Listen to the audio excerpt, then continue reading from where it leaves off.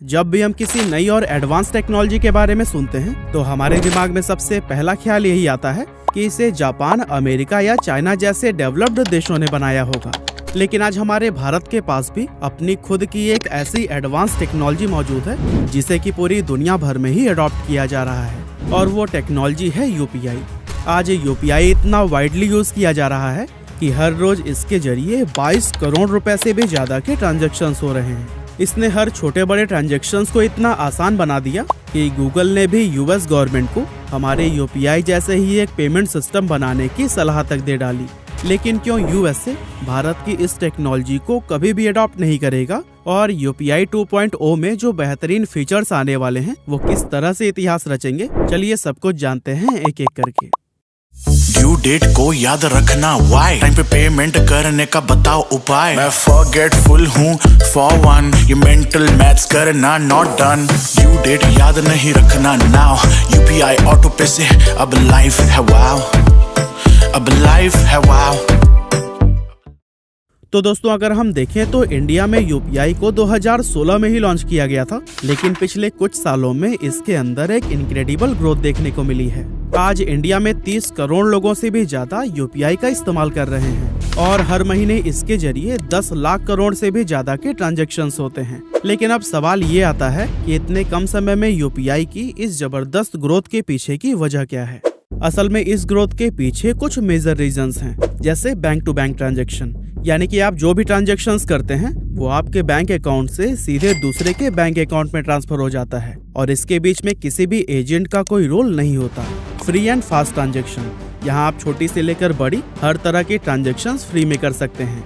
साथ ही इन ट्रांजैक्शंस को पूरा होने में भी बस कुछ सेकंड ही लगते हैं, और 24/7 अवेलेबिलिटी आपको किसी भी ट्रांजैक्शन के लिए बैंक ओपन होने का इंतजार नहीं करवाती, बल्कि यूपीआई के जरिए कोई भी ट्रांजैक्शन किसी भी समय किया जा सकता है। तो दोस्तों ये यूपीआई के कुछ ऐसे बेस्ट फीचर्स थे जो कि वो पिछले कई सालों से ही प्रोवाइड कर रहा है, लेकिन इसे और भी ज्यादा एडवांस और बेहतर बनाने के लिए इसमें कई सारे नए फीचर्स बहुत ही जल्द ऐड किए जाने वाले हैं।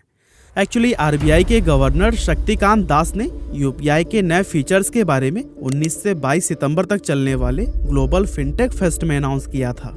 यूपीआई 2.0 के फीचर में सबसे पहला है यूपीआई लाइट, जो कि एक वैलेट की तरह काम करेगा, और इसमें आप मैक्सिमम 2000 रुपए तक रख सकते हैं। यूपीआई लाइट का फायदा ये होगा कि यहाँ से आप छोटे छोटे ट्रांजैक्शंस कर पाएंगे जिनकी मैक्सिमम लिमिट 200 रुपए तक होगी। साथ ही ये ट्रांजैक्शंस आप बिना किसी इंटरनेट कनेक्शन के भी कर पाएंगे, जो कि एक रिवोल्यूशनरी बदलाव है।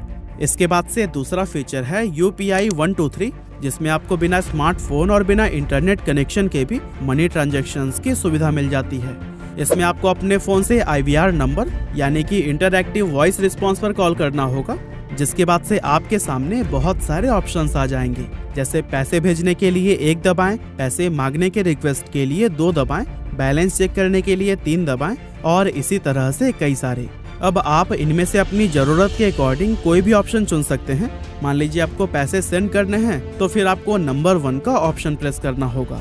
उसके बाद से जिस नंबर पर सेंड करना चाहते हैं उसे एंटर करना होगा, फिर आपको जितना भी अमाउंट सेंड करना है वो डालना होगा।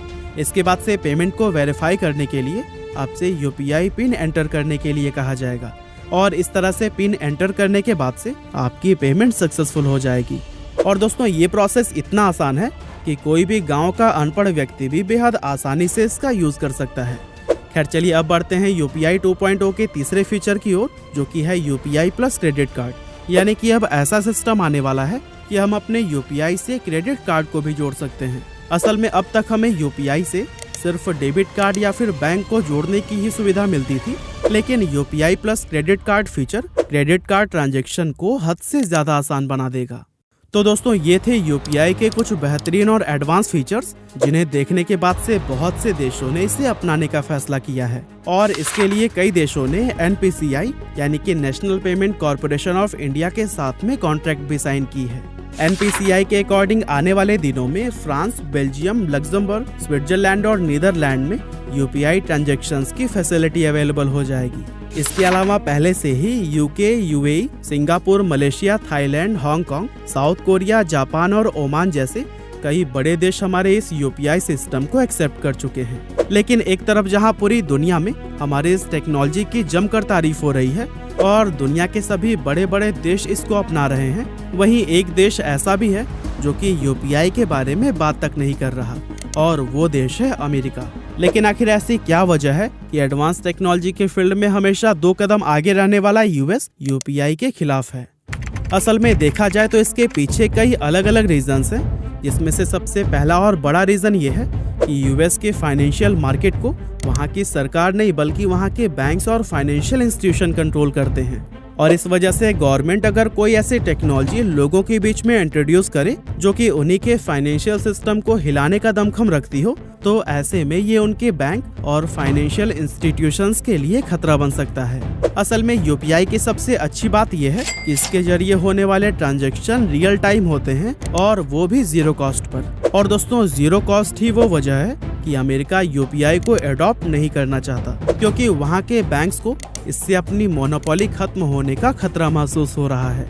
असल में बात यह है कि वहाँ के लोग अपनी डे टू डे ट्रांजैक्शन के लिए फिजिकल कार्ड जैसे कि डेबिट और क्रेडिट कार्ड का यूज करते हैं, और ये फैसिलिटी उन्हें वीजा और मास्टर कार्ड जैसी अमेरिकन कंपनीज ही प्रोवाइड करती हैं। ये कार्ड कंपनियां हर ट्रांजैक्शन के ऊपर वेंडर से कमीशन चार्ज करते हैं और यही उनकी कमाई का मुख्य जरिया होता है।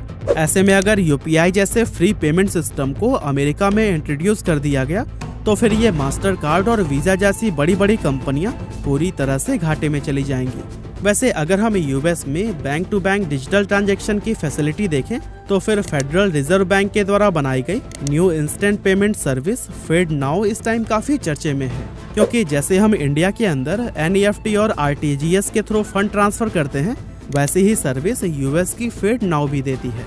लेकिन यूपीआई के सामने इसके बहुत सारे लिमिटेशंस हैं, जैसे कि इस मेथड से पैसे ट्रांसफर करने के लिए आपको सबसे पहले सामने वाले बैंक के मल्टीपल डिटेल्स लेकर भरने पड़ते हैं, जो कि यूपीआई में सिर्फ फोन नंबर के जरिए हो सकता है।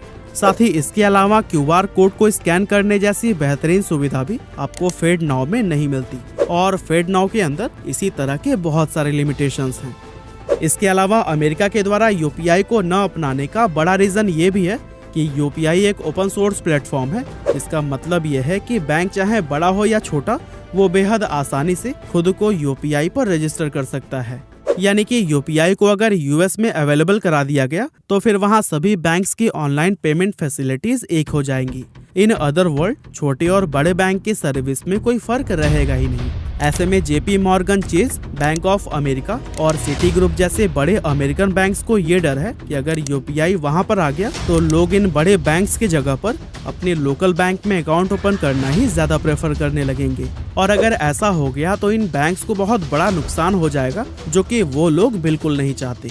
अब दोस्तों, यूपीआई डिजिटल ट्रांजैक्शन करने का एक बेहतरीन ऑप्शन है, जिससे कि पूरी दुनिया के ही लोगों को फायदा हो रहा है। लेकिन सिर्फ कुछ बड़ी कंपनीज के फायदे के लिए या फिर उनके दबाव में आकर यूएस इसे अपनाने से कतरा रहा है।